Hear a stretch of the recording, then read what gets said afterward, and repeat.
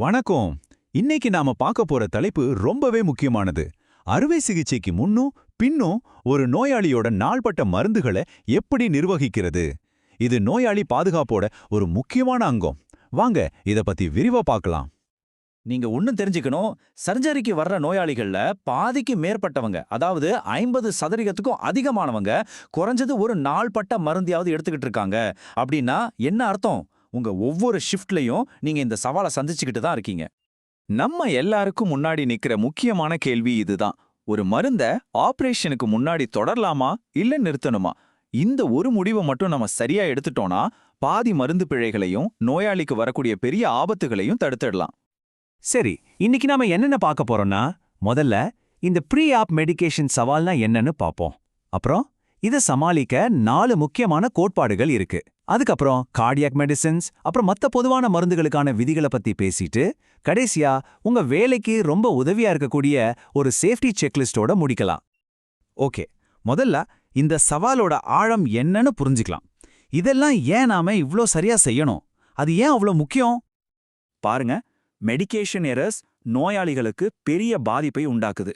இதுல பாதிக்கும் மேல ஒரு பேஷண்ட் சர்ஜரிக்காக அட்மிட் ஆகும்போது தான் நடக்குது. யோசிச்சு பாருங்க, இந்த நேரத்துல நடக்கிற சின்ன தப்பு கூட பேஷண்டோட ரெக்கவரியை பாதிக்கும், அவங்க ஹாஸ்பிட்டல்ல தங்குற நாட்களை அதிகமாக்கும். அப்போ இந்த மாதிரி ஒரு சிக்கலான விஷயத்த நாம எப்படி ஒரு தெளிவான பார்வையோட அணுகிறது? அதுக்கு தான் இந்த 4 அடிப்படை கோட்பாடுகள் இருக்கு. இது ஒவ்வொரு நோயாளிக்கும் உங்களோட வழிகாட்டியா இருக்கும். இதை உங்க மனசுல ஒரு ஃபார்முலா மாதிரி வச்சுக்கோங்க. 1, பேஷண்டோட முழு மெடிக்கல் ஹிஸ்டரியையும் வாங்குங்க. இதுல அவங்க எடுத்துக்கிற ஓவர் த கவுண்டர், மூலிகை மருந்துன்னு எல்லாத்தையும் கேட்கணும். 2, மருந்த சட்டுன்னு நிறுத்தினா என்ன பிரச்சனை வரும்னு யோசிக்கணும். 3, சர்ஜரி அப்போ மருந்த தொடர்ந்தா என்ன ரிஸ்க்னு பார்க்கணும். கடைசியா சர்ஜரிக்கு அப்புறம் எப்ப திரும்ப ஆரம்பிக்கலான்னு பிளான் பண்ணணும். இந்த 4 படி தான் சரியான முடிவெடுக்கிறதுக்கு அடித்தளம். இப்போ இந்த 4 கோட்பாடுகளையும் மனசுல வச்சுக்கிட்டு ரொம்ப பொதுவா நாம பார்க்குற கார்டியோவாஸ்குலர் மருந்துகளுக்கு இது எப்படி பொருந்துதுன்னு பார்க்கலாம். உதாரணத்துக்கு பீட்டா பிளாக்கர்ஸே எடுத்துக்கலாம். ஒரு பக்கம் பார்த்தா இது இதயத்தை பாதுகாக்குது, ஆனா இன்னொரு பக்கம் பார்த்தா இது பிரேடிகார்டியா, ஹைப்போடென்ஷன் வர வைக்கலாம். இங்க தான் உங்க நர்சிங் ஜட்ஜ்மெண்ட் முக்கியம். ஒவ்வொரு நோயாளிக்கும் இந்த நன்மைகளையும் ஆபத்துகளையும் தனித்தனியா எடை போடணும். இதுல மருத்துவ உலகம் என்ன சொல்லுதுன்னா, பீட்டா பிளாக்கர்ஸை திடீர்னு நிறுத்துறதால வர்ற ஆபத்து அதை தொடர்றதால வர்ற ஆபத்தை விட ரொம்ப அதிகம். அதனால பொதுவான விதி என்னன்னா, பீட்டா பிளாக்கர்ஸை தொடரணும். இது ரொம்ப முக்கியமான பாயிண்ட். மத்த முக்கியமான இதய நோய் மருந்துகளுக்கும் இதே மாதிரி ஒரு லாஜிக் இருக்கு. ஏசி இன்ஹிபிட்டர்ஸ், ஏஆர்பிஸ், டயூரெட்டிக்ஸ் இதையெல்லாம் பொதுவா சர்ஜரி அன்னைக்கு காலையில ஹோல்டு பண்ணிடுவோம். காரணம், அதுங்க ஹைப்போடென்ஷன் ரிஸ்கை அதிகமாக்கும். ஆனா கால்சியம் சேனல் பிளாக்கர்ஸ், ஸ்டேட்டன்ஸ் இதையெல்லாம் தொடரலாம். ஏன்னா ஒவ்வொரு மருந்துக்கும் நன்மைக்கும் ஆபத்துக்குமான சமநிலை வேற வேற. சரி, கார்டியாக் மெடிசின்ஸை தாண்டி நாம அடிக்கடி பார்க்குற ஜிஐ, பல்மனரி, அப்புறம் சைக்கியாட்ரிக் மருந்துகளுக்கும் சில முக்கியமான விதிகள் இருக்கு. ஜிஐ மற்றும் பல்னரி ஏஜென்ட்ஸை பொறுத்த வரைக்கும் பொதுவா சிகிச்சையை தொடர்றது தான் நல்லது. அது சர்ஜரியின் போது ஸ்டெபிலிட்டியை மெயின்டைன் பண்ண உதவும். ஆனா இதுல ஒரு முக்கியமான விதிவிலக்கு இருக்கு. அது தியோஃபிலின். அதோட நச்சுத்தன்மை ரிஸ்க் ரொம்ப அதிகம். இப்போ எஸ்எஸ்ஆர்ஐகளுக்கு வருவோம். இங்க ஒரு சிக்கலான பேலன்ஸை நம்ம ஹேண்டில் பண்ணணும். அதை தொடர்ந்தா ப்ளீடிங் ரிஸ்க் இருக்கு. ஆனா திடீர்னு நிறுத்தினா பேஷண்ட்டுக்கு தலை சுற்றல், தசைவலி, பதட்டம்னு மோசமான வித்ராயல் சிம்டம்ஸ் வரலாம். அதனால எஸ்எஸ்ஆர்ஐகள் விஷயத்துல முடிவு எப்பவுமே தனிப்பட்ட நோயாளிக்கு ஏத்த மாதிரி மெடிக்கல் டீமோட சேர்ந்து தான் எடுக்கணும்.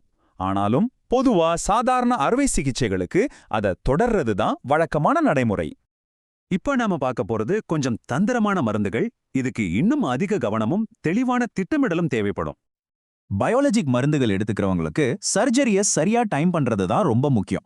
பொதுவா அவங்களோட டோசிங் சைக்கிளோட இறுதியில சர்ஜரியை பிளான் பண்றது தான் பெஸ்ட். அப்போதான் இன்ஃபெக்ஷன் ரிஸ்கையும் குறைக்க முடியும், அதே சமயம் அவங்களோட நோய் திடீர்னு அதிகமாகிறதையும் தவிர்க்க முடியும்.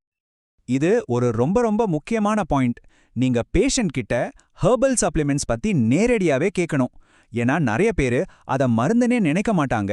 ஆனா பூண்டு, ஜின்சிங் மாதிரியான விஷயங்கள் மயக்க மருந்துகளோடையும் இரத்தம் உறைதலோடையும் பெரிய அளவுல வினை புரியும்.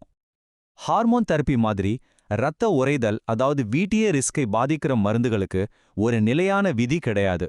ஒவ்வொரு நோயாளிக்கும் அவங்களோட நிலைமை, சர்ஜரியோட தன்மை, இதையெல்லாம் வச்ச ஸ்பெஷலிஸ்டோட ஆலோசனையோட தான் ஒரு முடிவுக்கு வரணும். சரி, இவ்ளோ நேரம் நாம பார்த்த எல்லா விஷயங்களையும் ஒன்னா சேர்த்து உங்க தினசரி வேலைக்கு உதவக்கூடிய ஒரு சிம்பிளான செக்லிஸ்டா மாத்தலாம். எத்தனை வழிகாட்டுதல்கள் இருந்தாலும் கடைசியா நான் சொல்ல வர்றது இதுதான். மெடிகேஷன் ரெக்கன்சிலியேஷன்லயும் பேஷண்ட் எஜுகேஷன்லயும் உங்க பங்கு தான் ரொம்ப முக்கியம். நீங்க தான் மருந்து பிழைகளுக்கு எதிரான கடைசி பாதுகாப்பாரன். இப்போ நாம பார்த்த விஷயங்கள் உங்களுக்கு ஒரு நல்ல கட்டமைப்பை கொடுத்துருக்குன்னு நம்புறேன். இந்த செஷனை முடிக்கிறதுக்கு முன்னாடி நான் உங்ககிட்ட ஒரு கேள்வி கேட்கிறேன். இன்னைக்கு நீங்க கத்துக்கிட்டதை வச்சு உங்க யூனிட்ல பேஷண்ட் சேஃப்டியை அதிகப்படுத்த நாளைக்கே நீங்க என்ன ஒரு சின்ன மாற்றத்தையாவது கொண்டு வர போறீங்க? யோசிச்சு பாருங்க.